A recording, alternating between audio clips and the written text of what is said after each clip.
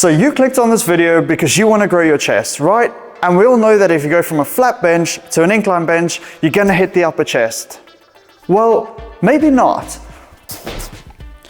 Right, so science kit on. I've been delving into the research and I've zoned in on 4 studies, but one rarely jumps out. Not because it says what I want it to, which it sort of does, but the methodology is so sound. What this study does is it looks at differentiating your upper chest from your mid chest from your lower chest.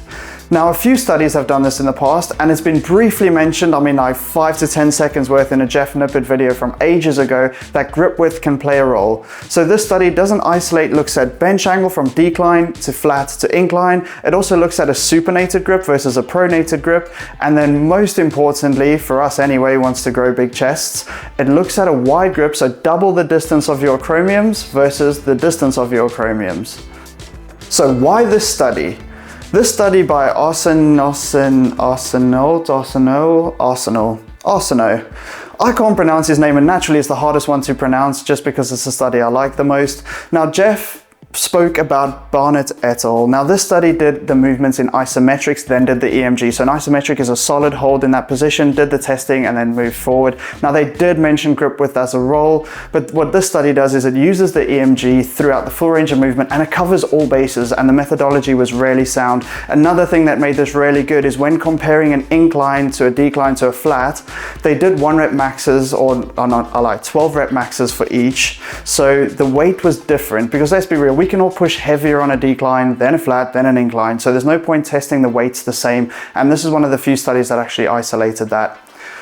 Right, so all studies will be linked down in the description below. And let's take a look at how this works. Introducing Mr. Bones, for my South African mates. You'll get that one for everyone else. Well, unlucky. So we've got our green band, which is our upper chest, so clavicular head, and then we've got our red band, which is our sterno head, so mid fibers. Now, we're not going to worry about the lower chest because in all the studies, the answer is it doesn't matter. Similar within a decline versus a flat versus an incline, there's not much difference.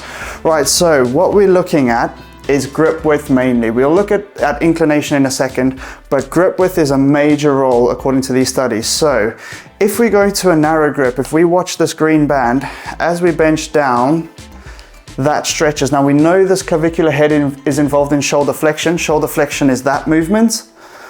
So if we down in that position at a narrow grip, same distance as that, there's going to be more stretch on the green head. And then as we push up, right? So that's going to be contracting. On a wider grip, look what happens to the green. So the tension goes off, but all the tension goes onto the red. And then we get that movement. So a wider grip will involve more chest adduction, so adduction, bringing towards the midpoint. And that is how they hypothesized that the wider grip hits more of the mid fibers. So let's look at this practically, right? So we've all done normal grip, incline bench for upper chest. Right? Well, according to what we've just learned, maybe wrong. We might need to change our ideas of how to hit the upper chest and go inwards to a narrow grip. So roughly the distance from your acromion, which is that knobbly bit right at the top of the shoulder. So going quite narrow and then going down there. And actually you can feel a bit more of a stretch on the upper chest. Now this is in an inclined position, which has been shown to be not that much different to the flat bench when it comes to EMG studies. However, this does not directly translate to muscle growth, although similar studies report similar muscle growth with a flat and an incline. So we know we need to ditch the decline bench. The big question is, do we need to ditch the incline bench and just lift heavier with a narrow grip?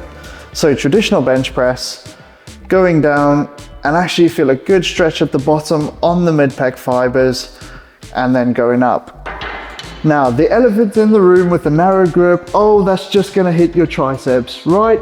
Well, wrong. There's so much evidence to show that the narrow grip doesn't necessarily hit your triceps.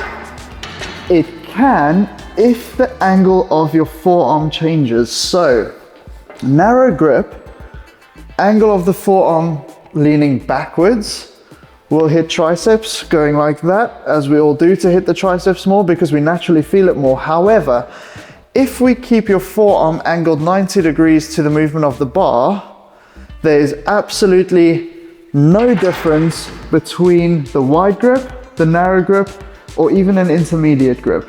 It all depends on the angle of your forearm. If your forearm angle is back, then you'll be hitting more triceps. If your forearm angle is 90 degrees to the ground, the triceps will stay out of the movement. So what I've done is I've thrown as much weight on the bench press as I possibly can. And what we're going to try and look at is, can we actually see the muscle fibers changing? So starting off with a wide grip on a flat bench, roughly double the width of my acromion. So going up, normal bench press position, slowly down. Let's have a look at the fibers. See, I'll pause there and going back up, and we'll just do a few normal reps.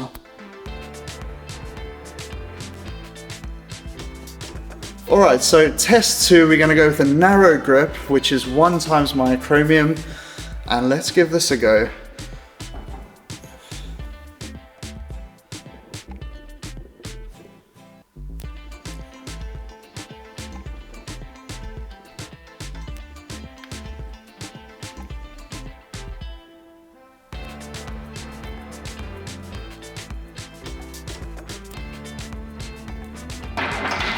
Interestingly, sorry, I was focusing so much I forgot to speak, but interestingly, I could actually feel a bit of a stretch on the upper fiber, not so much through the rep, but really down at the bottom.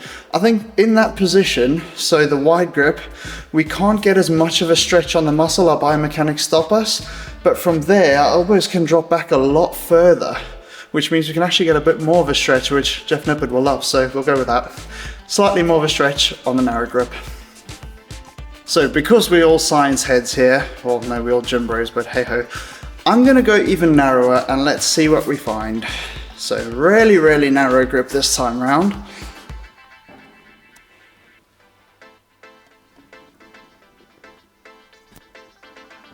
Oh, interesting.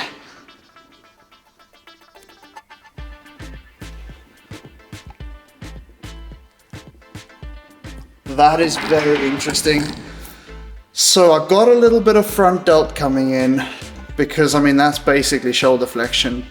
But the pull on my collarbone, I didn't feel, on my left felt it a bit, but because I dislocated my AC joints on the right, I actually felt it pulling on my collarbone because my collarbone's now loose on the right hand side, believe it or not.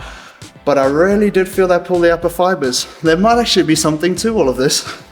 All right, so to answer the question, do we need to scrap the incline bench alongside the decline bench in the naughty corner? Well, maybe. So what I've done was I did this anecdotal research, which was me doing lifts. I did 2 weeks. So in week 1, for all my bench press movements, I did a flat bench. On day 1, I did a flat close grip on the machine and the normal bench press. And I found that afterwards, the day after, we looked at DOMS, delayed onset muscle soreness. Now that does not indicate muscle growth, but it can indicate a targeted muscle. And what I found was the next day after doing a narrow grip after push day 1, I had really sore upper chest and an alrightly sore mid fibers. Now the bottom fibers I'm not going to talk about because they're the same pretty much through everything. And they're quite hard to find the difference, where here, there's not much space in between, but we can go for it. On day 2, I went for the wider grip on all the flat benches. And what I found was the mid portion was significantly more sore. And actually during the movement, you can feel the extra stretch on the clavicle, so not the clavicle, on the sternum in the middle. In week 2, I trained on an incline. So I did everything on an incline. So wide grip incline was, well, nah, it wasn't great. There was a little bit of DOMS here and there in the chest, and the feeling through the movement was not great. So we can scrap that one alongside the decline press. However, a narrow grip on an incline press, the DOMS in the upper fibers were absolutely insane the next day. And I've looked into why. So when we're on a flat bench, so pretend the floor is that way, and we go narrow grip, in that position, when you're moving 90 degrees of gravity, there's not much of a stretch on the pec fibers. However, if you lean back, when we're moving 90 degrees to gravity, you're in a slightly more stretched position, which could indicate that more stretch, more muscle growth. Or so they say. Those still have slight holes in them, but there's great potential. Now you can also get a bit more of a stretch on an incline press. So what I would do and what I recommend is combine the best of all the research. So yes, we've got narrow grip hits the upper fibers, great. Some studies, especially the older ones, indicate that an incline bench above 30 degrees hits the upper fibers. So why not combine the two together? And when you want to train your upper chest, do an incline with a really narrow grip. Alright, thank you very much for watching. I really appreciate your time, and hopefully this video will help you get rid of that collarbone from the underside, aka grow a massive upper chest. If you enjoyed the video, please hit that thumbs up and subscribe for more life-changing content. And don't forget, if you want to see how I'm currently training on a cut to try and get to below 10%, click on one of these two videos.